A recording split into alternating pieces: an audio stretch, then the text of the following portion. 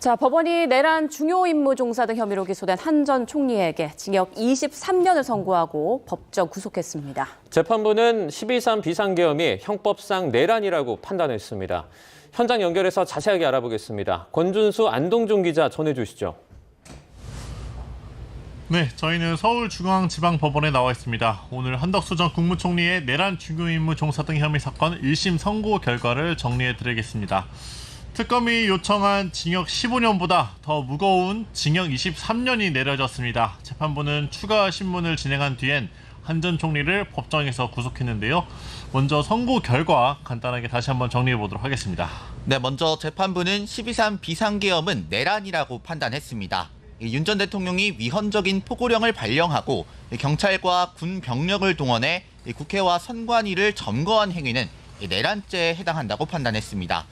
한덕수 전 국무총리가 윤 전 대통령의 계엄 선포를 도왔기 때문에 내란 중요임무 종사 혐의가 적용된다고 봤습니다. 애초에 특검이 기소했던 내란 우두머리 방조 혐의는 적용하기 어렵다고 봤는데요. 한 전 총리가 계엄에 가담했다고 판단하며 내란 중요임무 종사 혐의에 고의가 있다고도 설명했습니다. 사후 계엄 선포문과 관련된 허위 공문서 작성, 대통령 기록물 관리법 위반, 공용문서 순상법 위반 혐의도 유죄로 인정됐고요. 또 한 전 총리가 인정했던 위증 혐의 역시 유죄로 선고됐습니다. 재판부는 한 전 총리에게 증거 인멸 우려가 남아있다며 법정에서 구속했습니다. 네, 혐의별로 구체적인 판단도 다시 한번 짚어보겠습니다. 우선 재판부는 윤 전 대통령이 계엄을 선포하기 전에 한 전 총리가 국무회의에 외관을 갖춰야 한다며 제안을 했고, 또 이제 윤 전 대통령을 만류하지 않은 점을 지적했습니다. 평소 윤 전 대통령이 국회 예산 삭감 등으로 국정 운영에 대한 어려움을 표하고 있다는 사실을 한 전 총리가 알고 있었다면서 재판부는 반대 의사를 표시하지 않은 건 한 전 총리가 윤 전 대통령이 주장하는 계엄의 정당성에 동의했기 때문이라고 봤습니다.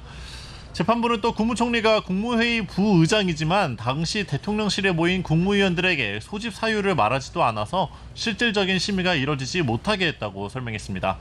다만 계엄 해제 국무회의를 고의로 지연시킨 부분 등에 대해선 범행으로 인정할 만한 사정이 있다고 보기 어렵다며 부분 무죄로 봤습니다.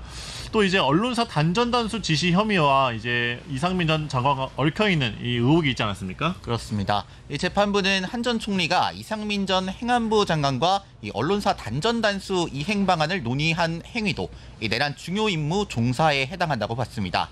한 전 총리가 이 전 장관을 말리지 않고 오히려 단전단수 조치를 이행하게 했다고 판단했습니다. 재판부는 언론사를 물리적으로 봉쇄하는 건 사실상 업무 수행을 불가능하게 하는 거라며 이는 언론 출판에 대한 검열에 해당해 위법하다고 판단했습니다. 네, 앞서 말씀드린 사후 계엄 선포문과 위증 혐의에 대해서도 살펴보겠습니다. 한 전 총리가 마치 사전에 만들어 놓은 계엄 선포문에 의해 비상계엄 선포가 이뤄진 것처럼 사후에 허위 공문서를 꾸며냈다는 내용입니다.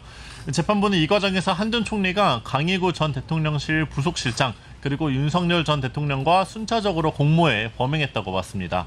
재판부는 한 전 총리의 위증 혐의 역시 유죄로 인정했는데요. 한 전 총리가 헌법재판소 윤석열 전 대통령의 탄핵 심판에서 이렇게 거짓으로 증언을 한 걸 봤을 때 학력과 경력을 비춰보면 약 3개월 만에 비상계엄 관련 문건을 받은 걸 기억할 수 없다고 주장한 건 수긍하기 어렵다고 설명했습니다. 오늘 재판에서 또 한 전 총리를 향한 재판부의 질타도 있었는데요. 이 계엄과 관련해서 이 내란죄가 왜 성립되는지 천천히 설명하기도 했죠. 네, 그렇습니다. 이 재판부 국민이 선출한 윤 전 대통령과 추종 세력으로부터 시작된 친위 쿠데타라고 봤습니다. 이 위로부터 시작된 내란은 아래로부터 시작된 내란과 이 위험성을 비교할 수 없다고 설명하기도 했는데요. 국민이 선출한 권력자가 헌법을 위반해 이 법치주의 신념 자체를 흔들기 때문이라고 설명했습니다. 이 민주적 절차를 중대하게 침해할 수 있거나 이 구제의 수단이 남아있지 않은 극단적인 상황에서만 요구되는 저항권을 경고성 계엄이라고 말하지만 혹시라도 계엄이 성공했다면 회복할 수 없는 피해가 발생했을 거라고 말하기도 했습니다. 재판부는 한 전 총리는 간접적으로나마 민주적 정당성을 부여받은 국무총리로서 헌법을 준수하고 수호하기 위한 역할을 해야 함에도 내란에 성공할지도 모른다는 생각에 가담하는 것을 선택했다고 판단했습니다. 이 국민들 앞으로도 이런 상처와 갈등 쉽사리 봉합될 거라고 보이지 않는다면서 또 한 전 총리가 국민에게 가슴 깊이 사과한다고 했지만 이 사과의 진정성을 인정하기도 어렵고 이 국가와 국민의 피해를 회복시킬 만한 어떠한 노력도 했다고 볼 자료가 없다고 판단했습니다. 네, 오늘 한덕수 전 국무총리에게 징역 23년이 선고됐는데 오늘 재판부 입정 과정부터 해서 이제 방송으로 실시간으로 모습이 공개가 됐습니다. 이 과정을 살펴보면 한 전 총리가 재판부에 들어왔을 당시에는 이제 정자세로 꼿꼿하게 앉아서 이제 선고 과정을 들었는데요. 초반만 해도 내란 중요임무 종사 혐의가 유죄로 인정된다는 얘기가 나왔을 때 별로 이렇게 반응을 보이지 않았습니다. 이후에도 한 전 총리는 재판부가 유무죄 판단을 하나하나 내릴 때도 재판부를 응시할 뿐 별다른 반응을 보이지 않았는데요. 양형 사유를 설명할 때부터는 침을 꿀꺽 삼키면서 초조해하는 모습이 보이기도 했습니다. 그러다가 재판부가 징역 23년을 선고한다는 주문을 읽을 때 한 전 총리는 별다른 반응을 보이지 않았지만 오히려 방청석과 기자석에선 탄식이 터져 나오기도 했습니다. 법정 구속 여부 관련 절차를 진행할 때는 이 구속 여부에 대해서 한 전 총리가 힘없는 목소리로 겸허히 받아들이겠다는 말만 남겼습니다. 무엇보다 오늘 선고 같은 경우 앞으로의 내란 다른 재판에도 영향을 줄 것으로 보이는데요. 이번 선고 어떻게 영향을 줄 것 같습니까? 네, 이번 선고는 비상계엄을 내란으로 볼 수 있는지에 대한 사법부의 첫 판단이었는데요. 재판부가 내란에 해당한다고 설명하는 부분이 상당히 많이 있었습니다. 윤석열 전 대통령과 김용현 전 국방부 장관이 발표한 포고령은 적법한 절차에 의하지 않았고 영장주의를 소멸시켰을 뿐만 아니라 언론과 출판에 대한 허가 검열 등이 있어 국헌문란 목적이 있다고 설명했습니다.